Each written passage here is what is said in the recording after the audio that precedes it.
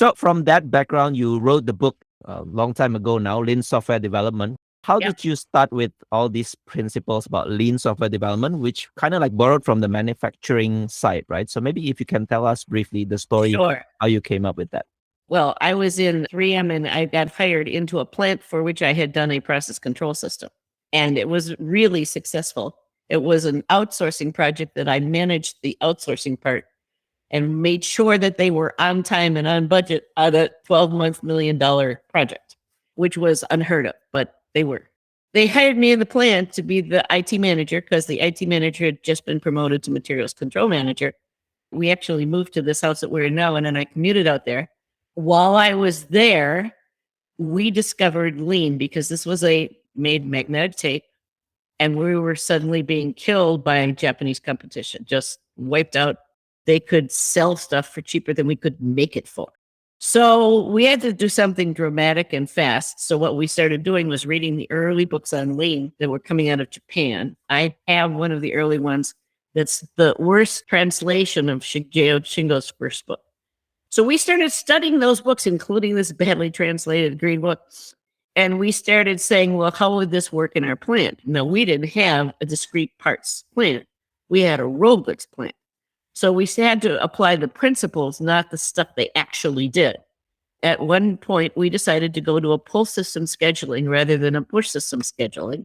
We created a Kanban system simply by trial and error and running simulations. When we cut over, we had an amazingly successful cutover. Already, my process control systems were getting rid of a lot of waste. That $1 million system paid for itself in the first month because they used the data to do statistical analysis on problems, and then they could find sources of problems. So when we went to a pull system, at that point in time, we had about 66% accuracy and pack out against plan per week. That 66% success against detailed plan is also pretty typical in project management. If you have a great big detailed plan in an environment where stuff happens, there's variability, you can't stick to it. Everybody said, well, try harder to stick to the plan. But instead of that, we decided to not have a plan. So we made weekly plans, and then we just pulled through the plant from the weekly plans using a pull system, just like we read about in the book. And we switched. We couldn't figure out how to switch the part of the plant over. So we switched the entire plant from my computer doing scheduling to a pull system overnight, one weekend. We didn't have it overnight. It was 24 hours, but it was down on Sundays. So one Sunday, we switched the whole system to a paper-based Kanban card pull system for all scheduling. That week, we packed out like 95% against plan, and it just got better. Now, the reason it worked was because we designed that pull system and we gave our simulation, which was little sticks and coffee cups, to the supervisors, and then they gave them to the shift supervisors, and the shift supervisors did simulations with their people, and the people designed the Kanban system. The people that were doing the work designed the details of every piece of the system because we didn't know how to tell them what to do. There weren't any lean consultants, thank God, that would tell you what to do. So the plant people designed their system. So let's say something went wrong that first week, and I'm sure it did. Well, they knew what to do because they had designed the system in the first place. It was their work, and they understood the reasoning behind everything because they designed it themselves with simulations, and so it just worked. It got better because the glitches they quickly smoothed out, but the whole system was designed by the people on the floor using it. I became convinced that was the way to go, that pull systems were amazing, and that the only way you could actually make a big change in an environment is to have the people who are going to do the change design the change. Those two things I am absolutely sure of today. I don't see it widely used that way, but it's the only way. I run into so many people that say, well, we tried to do this pull system and it didn't work. I said, yeah, you had consultants come in, right? Yeah, well, that's why it didn't work. Real simple. We always thought the consultants were bad because if you needed a consultant, that meant you couldn't do your own job. Pull, don't push. Yes. Don't tell people what to do. Tell them what result you want and let them figure it out. That gives them the satisfaction and the responsibility to figure out how best to achieve the outcome that's needed. that is something that is only now starting to echo economy-wide. If you look at the great resignation that everybody is so upset about, there's an awful lot of pull, don't push being sought by the people who are quitting the jobs that are telling them what to do. Wow. So there's a correlation with the great resignation. The thing that I also think about lean, sometimes it's counterintuitive for those in the stakeholder side. So how can we translate this? Okay, please don't push more and more demands. Involve us at the low level, the engineers, to actually be involved, design the system, do more pull based rather than push based. So maybe from your experience doing consulting and helping people, any tips that you want to give for stakeholders? Okay, I mean, you can't. It's not going to work unless the upper people, the more senior people, understand what needs to be accomplished and why they need to accomplish it, and then let the people figure out how to accomplish it. If you don't have that environment, that doesn't get pushed up from the bottom. In our environment, when we started doing lean, the plant manager was all behind it completely. He's the one that sent me to the very first just-in-time seminar in the US to see what was going on. I said, well, you should come too. And he said, no, Paul should come because I believe this stuff. But Paul, who reported to him and who was the general manager of assembly, doesn't get it yet. So you drag him there so he understands. So he went there and he spent the entire 2 days side by side with the ops manager of that plant talking about how things worked.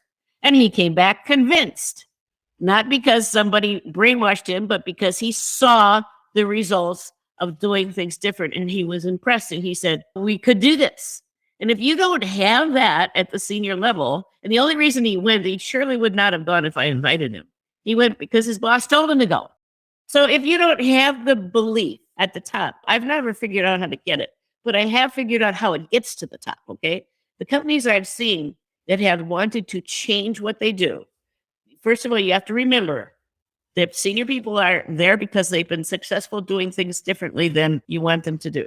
It almost always takes a crisis or an impending crisis for people to realize that what we've done up till now isn't going to cut it in the future. I mean, that's what happened at our plant. We invented videotape. All of the broadcast videotape in the country, and in fact, we're mostly around the world, was 3M tape. And yet, we were about to get kicked out of the industry. We realized that and started saying we've got to do something drastic because the incremental approaches that we've had don't work.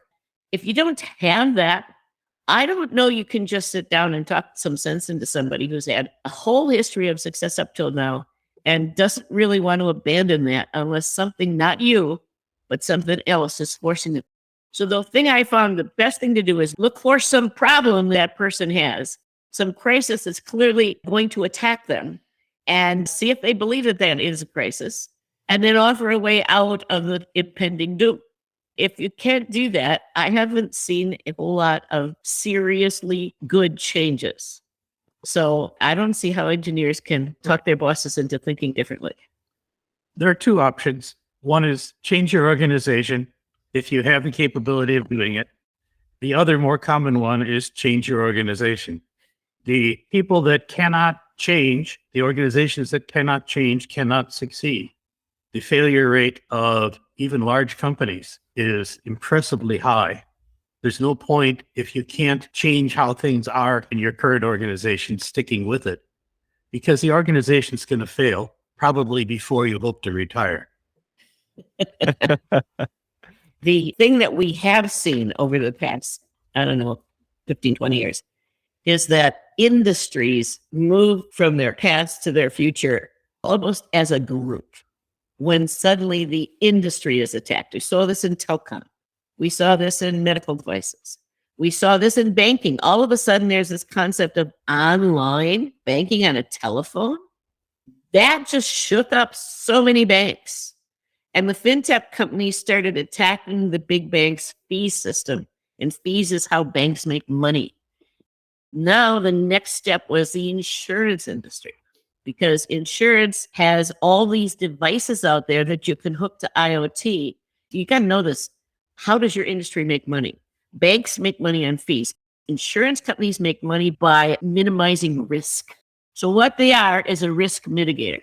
Now, if you have IoT and you can connect it to physical objects that are being insured, you can change your results in insurance because you can monitor if it's being used properly. You can monitor if there's a fire. When you start using the Internet of Things in conjunction with different concepts of insurance, you can dramatically change the risk game. And your computers and your smart scientists that used to do all the risk calculations become less and less relevant. And if that's what your whole company is built on, then either you go down or you see this and say, wow, we've got to change. And we have seen companies that have said, wow, we've got to change. And ones in Asia tended to be the ones that saw it first because they saw more competition from insurance companies that could deal with risk much more electronically than with algorithms. So if you look at your industry and see where is its weak spots, where is its current strength going to become much less relevant, and you head that way, you will find that there are people in senior management that get that, but they don't know what to do about it. So if you have sympathy for, we're going to be attacked here, what should we do about it? And you can offer a solution, then you can help them do their job better, and that can become a real boon.